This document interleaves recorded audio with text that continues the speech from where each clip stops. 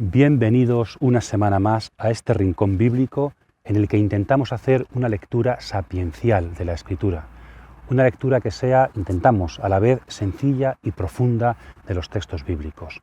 Una lectura que tenga que ver sobre todo con nuestra relación con Jesucristo, con la fe y con nuestra vida. Una lectura que aumente nuestra amistad con el Maestro y transforme nuestra forma de estar ante el mundo. Bienvenidos.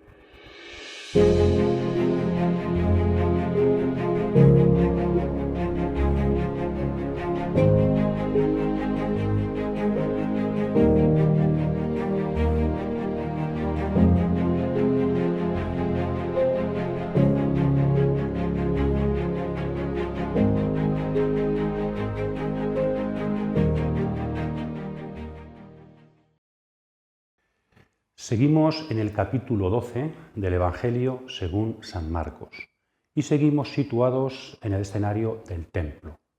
Vamos ahora a fijarnos en las últimas enseñanzas de Jesús en el templo de Jerusalén, en sus atrios. Venimos de ver unas controversias de Jesús, diálogos con grupos distintos a él y por iniciativa de ellos, preguntas que le hacían. Dijimos que ya terminaban las preguntas y ahora comienza la iniciativa de Jesús. Jesús, como maestro, le quedan por decir unas cosas. Entonces tenemos tres principales intervenciones, las tres muy breves, que son lo último que Jesús dice en el templo antes de salir. Tres pequeñas perícopas, tres pequeñas enseñanzas. La primera es, ¿qué es ser Mesías?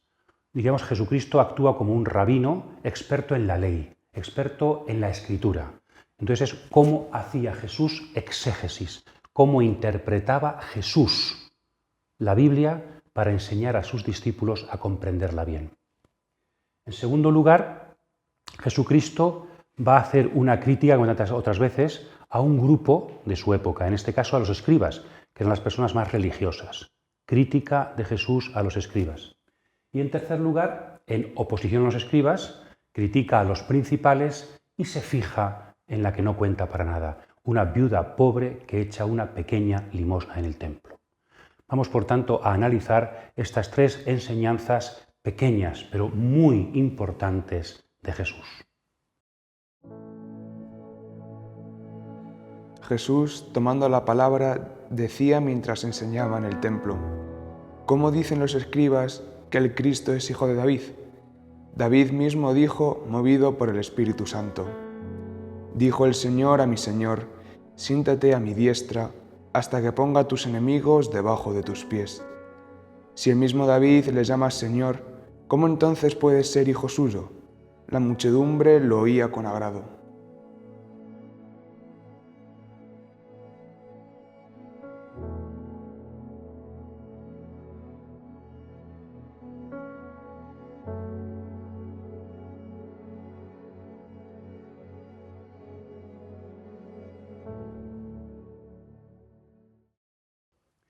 Vamos con la primera enseñanza. El Mesías, el Cristo, el ungido, ¿es hijo de David, descendiente de David, o es también Señor de David? Y Jesús va a ayudar a sus discípulos, a nosotros, a que entendamos no tanto ya quién es el Mesías, si es Jesús, que lo es o es otro, sino qué es ser Mesías. Para comprender que Jesús es el Mesías, tenemos que entender bien el concepto que la Biblia tiene de Mesías, el concepto que Jesús viene a traernos sobre el mesianismo. Es decir, como en tantas otras cosas del Nuevo Testamento, el Antiguo Testamento sirve para comprender a Jesús, pero es insuficiente. Jesucristo es profeta, sí, pero no exactamente igual que en el Antiguo Testamento. Jesucristo es Mesías, es el Mesías, sí, pero en el Antiguo Testamento no está claro qué es ser Mesías. Y en tiempo de Jesús había muchas formas de entender el mesianismo, político, religioso, sacerdotal, había muchas formas, celeste. Sacerdote, ¿Jesucristo es sacerdote? Sí, pero si cambiamos el concepto de sacerdocio del Antiguo Testamento, que es lo que hace la carta a los Hebreos. Por tanto, el Nuevo Testamento no es solo decir todo lo que el Antiguo Testamento anunciaba se cumple en Jesús. No, sino que con Jesús lo que el Antiguo Testamento anunciaba también adquiere un nuevo sentido. Es decir, como que los odres del Antiguo Testamento no son del todo suficientes para el vino nuevo de Jesús. Entonces nos sirven, pero transformados. Jesucristo no solo viene a llenar, a cumplir las promesas del Antiguo Testamento, sino a ampliarlas, a transformarlas, a darle su sentido más verdadero. Por tanto, Jesucristo es el Hijo de Dios, sí, pero no como lo entendía el Antiguo Testamento, es insuficiente, es algo más. Jesucristo es profeta, sí, pero un profeta más allá de lo que dice el Antiguo Testamento. Jesucristo es Mesías, sí, de aquí viene el secreto mesiánico. Jesucristo no quiere que se diga, porque había un concepto de Mesías que no se entendía bien. Por tanto, ¿qué es ser Mesías? Entre todas las ideas de mesianismo que había en aquel tiempo, ¿cuál es la que Jesús nos dice? Pues es esta, ¿no? El Mesías está por encima de David. No es solo hijo, descendiente del rey David, sino que está por encima de David. ¿Y cómo prueba eso Jesús? Con una exégesis, con una interpretación de uno de los salmos más famosos, un salmo mesiánico de la Biblia. El Salmo 110, en la Biblia griega, Salmo 109, distinta numeración. Comienza el Salmo oráculo del Señor a mi Señor, o traduciendo la palabra oráculo, dijo el Señor a mi Señor. Bueno, pues lo que hace Jesús es fijarse en esta frase y hacer una interpretación de ella. Una interpretación de tipo, vamos a llamarle prosopológica, prosopología, prosopon, persona. ¿Qué es esta exégesis que luego los santos padres de la Iglesia ampliarán? Es fijarnos en el texto, en quién habla y de quién se habla. Los personajes que funcionan en el texto. Y entonces Jesús nos hace ver que en esta frase hay tres personajes. Esto es muy sencillo, pero un poco sutil. El primer personaje es el Señor, que es el que habla, dijo el Señor. El Señor es Yahvé, es Dios. Señor es la forma griega de traducir Yahvé, el nombre propio del Dios de Israel. ¿Y a quién le habló Yahvé? A mi Señor. ¿Quién es mi Señor? Es de quien habla el Salmo, es el Mesías. Y luego el Salmo va a decir, siéntate a mi derecha, o sea, todo el Salmo va a ser una palabra de Dios al Mesías. Eso está claro. Pero, además de estos dos personajes, Jesús ve que en el Salmo hay otro personaje. ¿Quién? El que está hablando, el autor del Salmo, que aparece reflejado en este mí. Es decir, el Mesías es mi Señor, que soy el que estoy hablando. Yo soy como el autor del Salmo. ¿Y quién es el autor de los Salmos según la tradición bíblica? David. Por tanto, aquí hay tres personajes. David que está hablando, y David está hablando de un diálogo entre Yahvé y el Mesías. Por tanto, si David llama a Yahvé el Señor y llama al Mesías mi Señor, es que el Mesías es Señor de David. Por tanto, exégesis, digamos, sutil, sencilla, pero que Jesús mismo. Jesús vino a interpretar la Biblia. Y de esta forma tan sencilla nos está diciendo, bueno, pues que cambiéis vuestro concepto de Mesías. Solo entonces podréis aceptar que yo soy el Mesías. Desde esta exégesis aprendemos al menos dos cosas importantes, ¿no? Primera, podemos ampliar esta metodología a muchos otros textos. ¿De quién hablan los salmos? ¿A quién le hablan los salmos? Le hablan a Cristo, me hablan a mí, cuando hablan del justo, pues eso, ¿de quién están hablando? Si utilizamos esta metodología, la Biblia adquiere para nosotros un sentido completamente nuevo y mucho más profundo.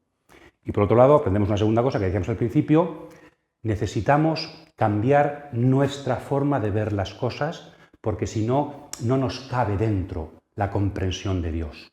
Tenemos que esforzarnos por saber qué querían decir los textos antiguos, no es lo que nosotros queremos decir, lo que yo entiendo por Mesías, sino qué entendían los antiguos para después entender qué entendía Jesús, cómo interpretaba Jesús los textos antiguos, porque ahí estaremos construyendo esos odres nuevos para que nuestra cabeza pueda abrirse al don de la fe. Jesús es el Mesías, pero nos enseña a comprender también qué tipo de mesianismo viene a inaugurar Jesucristo.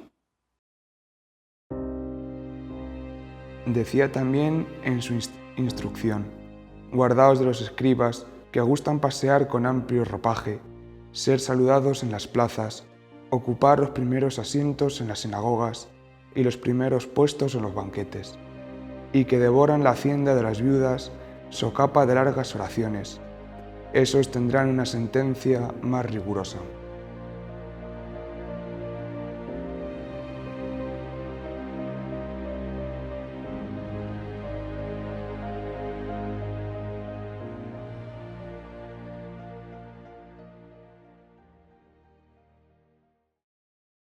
La palabra escribas sirve de palabra gancho entre este texto que acabamos de ver y el texto que vamos a ver ahora. ¿Por qué dicen los escribas que el Mesías es hijo de David? Ahora, una crítica a los escribas. Por otra parte, el último de los que había intervenido en la semana anterior en las preguntas a Jesús era un escriba. Ahí también funciona un poquito la Biblia, ¿verdad? Las palabras gancho, palabras que se repiten en una sección y en otra, sirven para unirlas. Un escriba preguntó cuál es el mandamiento principal. Después Jesús dice, los escribas, ¿por qué dicen que el Hijo del Hombre, que el Mesías es hijo de David? Y después, crítica de los escribas. Igual que en esta crítica aparecerá la palabra viudas, los escribas cobran a las viudas, que servirá de palabra gancho para la tercera enseñanza que veremos después. También es bueno fijarnos en la Biblia cómo a veces las perícopas se unen a través de palabras que se repiten, que llamamos palabras gancho, que sirven para enganchar, para unir las distintas secciones. Por lo tanto, escribas, solo que ahora no es en positivo, como hace dos perícopas, ahora es una crítica a los escribas. Y Jesús critica a los escribas no porque fueran gente malísima. Los escribas eran un oficio que había empezado seguramente con Esdras en la época persa, siglo V más o menos antes de Cristo. Y se dedicaban a copiar la ley para transmitirla fielmente y también interpretar la ley. Esto que era una misión antigua de los sacerdotes, interpretar la ley, enseñar la ley al pueblo, los sacerdotes la habían dejado y la habían tomado gente laica, los escribas. Los sacerdotes se dedicaban a otras cosas, a sus sacrificios y a vivir más o menos bien. Entonces los escribas, gente laica y seria, se habían dedicado a estudiar la ley y por eso, como la conocían, la transcribían y la enseñaban, la interpretaban. Pero Jesús, en esta gente buena, que tiene un oficio importante para la religión de Israel, pues ve que hay que mejorar. Y entonces Jesús le dice a sus discípulos, cuidado con los escribas, porque tienen tendencia a hacer las cosas de una manera no muy correcta. Es decir, cuidado con los jefes religiosos de Israel. También esto podríamos aplicarlo a los jefes religiosos de todas las religiones, que es un servicio necesario, necesarísimo, pero que tenemos que estar dispuestos a dejarnos criticar, corregir por parte de Jesús. ¿Y qué críticas les hizo Jesús a los escribas de su tiempo? Y a lo mejor alguna quizá podría hacernos también a muchos de nosotros en la actualidad. Yo creo que les hace 5 críticas fundamentales. Primero, les gusta vestir muy bien. El vestido es siempre, bueno, pues, ¿cómo quiero yo ser visto por los demás, verdad? ¿Cómo quiero que me vean los demás? Es un poco la dignidad que elijo para mí, la forma de estar ante los demás. Entonces, su forma de vestir está ya diciendo su orgullo, su forma de situarse por encima de... Por tanto, en la forma de vestir, Jesús también se mete y también nos dice que ahí se manifiesta nuestra religiosidad. En segundo lugar, que la gente los salude, que sean importantes para el pueblo, ¿verdad? Oiga, ¿qué tal? ¿Qué tal está usted? ¿Cómo va la cosa? Que nos gusta tanto ser importantes, vernos rodeados por gente que está pendiente de nosotros. Cuidado con ellos. Otro signo de orgullo, de sentirse el centro de muchos. Y al revés, cuando no me saludan, me enfado con quien no me saluda. Cuando no me han dicho, me siento... Por tanto, eso, el saludo, la importancia social.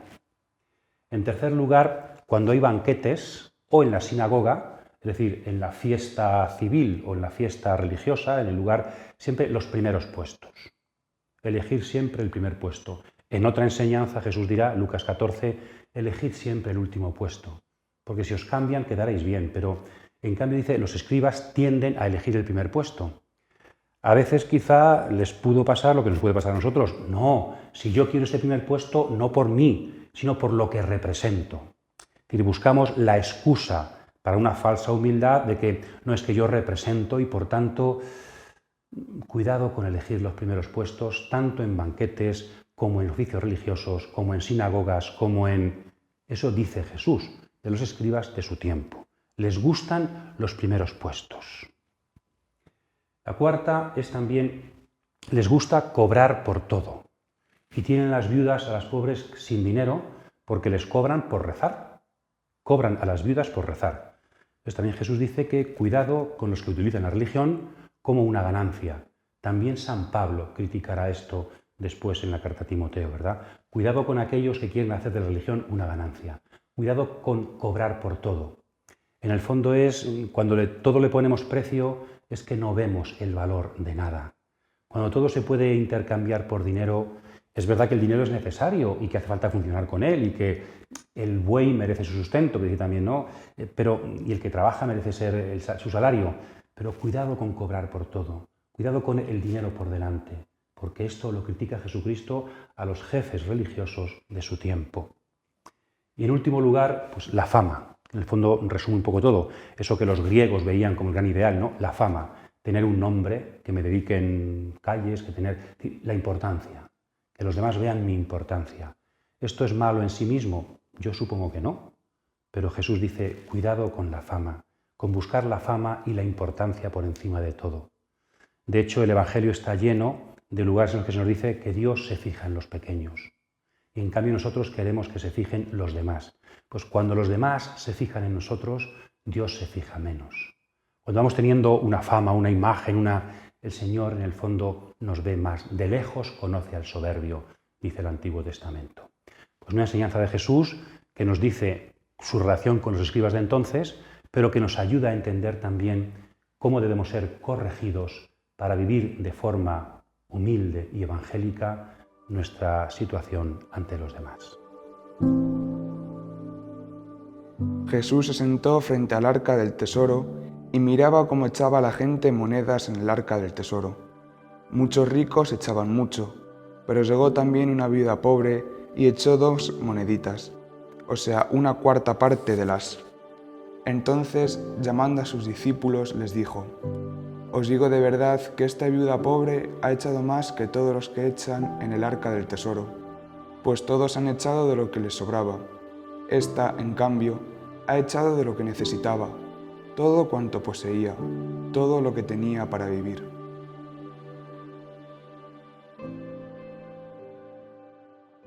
Jesús se sitúa frente al arca del templo y va a convertir en enseñanza no ya la escritura, como hace unos instantes, sino la vida, lo que sucede. Va a observar a una mujer viuda, sabéis las viudas de entonces, la viuda, el huérfano y el extranjero son en Israel, en la antigüedad, los 3 bloques, diríamos, de personas necesitadas. En aquel tiempo no había seguridad social, ni había... Entonces, la viuda, el huérfano y el extranjero. Una mujer viuda, pobre, que echa limosna. Y Jesús dice, fijaos en esa mujer. Yo creo que de aquí podríamos sacar al menos 3 enseñanzas muy hermosas y muy sencillas. Justo las últimas enseñanzas de Jesús dentro del templo, antes de salir fuera del templo y dar su discurso escatológico. La primera, la más evidente, es la limosna es importante y se mide por la capacidad de cada uno. A veces echamos mucho más cuando echamos menos y echamos menos cuando echamos mucho más. Es decir, al final la intención, ¿verdad?, de cuánto me desprendo. Si una mujer no tiene nada y da lo poquito que tiene, está dando mucho más que una persona que tiene mucho, aunque dé mucho más que la mujer. Por tanto, la limosna es relativa a mi capacidad. No se mide solamente por la cantidad absoluta que yo doy, sino que mi solidaridad, mi ayuda a los demás, tiene que ver con mis capacidades, con mi dinero. Por tanto, enseñanza yo creo importante. No tengo que quedarme tranquilo porque yo doy más porque a lo mejor estoy dando comparativamente mucho menos que muchos otros. Esto es importante, pero creo que es más importante lo siguiente. En la última enseñanza de Jesús dice que esta mujer ha entregado lo que tenía para vivir, su bios, su sustento, su vida. Hay muchos exegetas, intérpretes, que dicen que aquí hay una especie de guiño, una especie de mensaje que nos dice Jesús en unos capítulos, en un par de capítulos, va a empezar la pasión y va a entregar su vida. Por tanto, Jesús está diciendo que esta mujer, luego veremos también la importancia de las mujeres en la pasión, esta mujer es símbolo de Él. Esta mujer está entregando su vida en el tesoro del templo, igual que Él va a entregar su vida fuera de la ciudad para que todos se salven. Por tanto, Jesucristo simbolizado en la entrega de una mujer. La pequeña limosna, el dinero de una mujer con la que se entrega a Dios, es el signo de Jesucristo que ha venido también a entregarse al templo, a la humanidad, para que podamos salvarnos. La vida, Jesús. Y en tercer lugar, creo que hay otra enseñanza muy interesante, que no está dicha en el texto, sino que es el texto mismo. Jesús, en el fondo, dice: discípulos, estáis acostumbrados a mirar siempre lo importante, a mirar siempre las noticias que nos ponen, elegidas, nos las ponen en el telediario. Estáis acostumbrados a mirar allá donde la gente os dice que miréis y donde también os conviene mirar, que siempre suele ser a cosas importantes. En cambio, el cristianismo consiste en aprender a mirar a otro sitio. Más que mirar para arriba, hay que aprender a mirar para abajo, porque las grandes cosas suceden abajo, porque el futuro se fragua abajo. Seguramente tenemos poca esperanza en estos tiempos también, porque solemos mirar arriba y vemos lo mal que van las cosas, como las enfermedades no hay quien las quite, los políticos en muchos sitios pues no hay quien sea capaz de que se quite la corrupción, incluso también a veces en la iglesia, ¿no? Miramos para arriba y las cosas parece como que no funcionan mucho.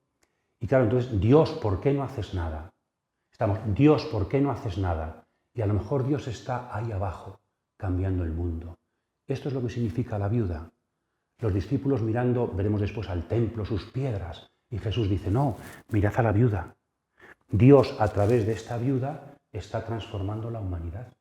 A través de la entrega pequeña en la limosna de esta viuda, está alumbrando el reino. ¿No es esto en el fondo también la vida de Jesús? ¿Cambió Dios el mundo en Roma con Augusto? ¿Cambió Dios el mundo en Jerusalén con Herodes? No, lo empezó a cambiar con una muchacha de Nazaret y un carpintero de allí, que se hizo profeta porque era el Hijo de Dios. Por tanto, ¿dónde estamos nosotros mirando? También en nuestra época. Estamos mirando a la gente sencilla y viendo cómo ahí actúa Dios. ¿Hay muchos motivos para la desesperanza? Sí, sobre todo si miramos a la gente importante. Sobre todo si miramos para arriba, o incluso cuando me miro a mí mismo también, deseando, como antes hemos dicho los escribas, aparentar y la fama. Hay motivos para la desesperanza. Pero hay motivos para la esperanza, muchísimos más, si somos capaces de mirar donde nadie mira. Me contaba un sacerdote hace no mucho tiempo que en su pueblo había una mujer que había tenido que hacerse cargo de una persona que no quería a nadie, discapacitada, y dice: me ha cambiado la vida, pero para bien. Y esa conversación cambió al sacerdote. Dice: fíjate, vengo de estar hecho polvo en la parroquia, y he visto en una mujer la acción de Dios, acogiendo a una niña que nadie quería y diciendo que le ha cambiado la vida porque ya su vida es por esta niña y vive feliz. Bueno, pues este cura aprendió a mirar a esta persona y a tener esperanza, porque otras cosas que veía no le gustaban. Y en cambio esto le cambió el corazón. Jesús sigue diciéndonos: discípulos míos, miradme a los ojos y ved dónde los dirijo yo, para que aprendáis a ver en las personas sencillas cómo el reino está alumbrando. Dios transforma la historia desde abajo.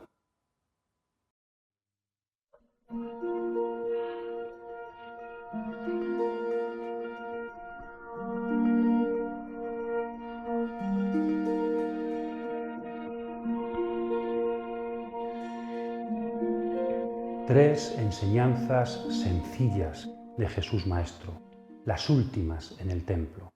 Por tanto, fijémonos despacio en ellas, porque si son las últimas son importantes. Y también fijémonos que las enseñanzas pequeñas a veces son de las más importantes. Jesús nos enseña a interpretar la Biblia para conocerle. Tenemos no solamente que buscar la Biblia, tenemos que leer la Biblia, sino leer la Biblia como Jesús la lee, interpretar la Biblia desde Jesús y transformar todos los conceptos de la Biblia, e incluso nuestros propios conceptos, desde Jesús. El Señor nos enseña a cambiar nuestra forma de entender la Biblia y las cosas. En segundo lugar, el Señor también, regañando a los escribas, nos invita también a convertirnos a nosotros. Tenemos que dejar que el Señor nos corrija. No solamente queremos ser expertos en Biblia y conocer cosas, sino dejarnos corregir. No, esa tendencia a ser importantes, dejar que Jesús nos vaya diciendo poco a poco. Y en tercer lugar, lo contrario, dejar que Jesús nos haga mirar a los sencillos. Porque aunque yo no sea sencillo, de mirar a los sencillos quizá vaya aprendiendo a ser cada día más humilde. Quizá el cambio empieza por el corazón, pero empieza también por la mirada. Allá donde miro, configura mi forma de situarme en la vida. Por tanto, aprended a mirar para abajo a las viudas, a los sencillos, a los que nadie mira, a los que nadie cuenta. El día de hoy ha sido: mirad a la Escritura, cuidado cómo os miran, mirad a los sencillos. De esta forma seréis discípulos de aquel que está a punto de entregarse. Cautivados por la palabra, feliz semana a todos, amigos.